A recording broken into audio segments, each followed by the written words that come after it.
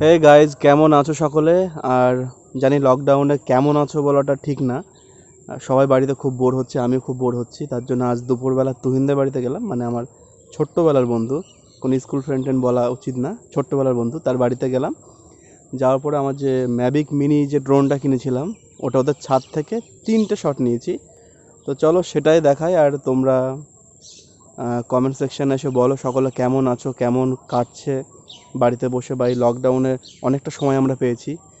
অনেকে অনেক কিছু শিখছে, কেউ ইংলিশ শিখছে, বা কারোর কোনো শখ ছিল সেই জিনিসটা আরও ইমপ্রুভ করছে। তো তোমরা কে কী করছো সেটাও কমেন্টে লিখতে পারো। আর ড্রোনের যে 3টে ফুটেজ জুড়ে একটা ভিডিও বানানো হয়েছে, ওটাও কেমন হয়েছে আমাকে কমেন্ট করে জানাও। চলো দেখা হচ্ছে পরের ভিডিওয়। আর এই ভিডিওটা এনজয় করো। টাটা।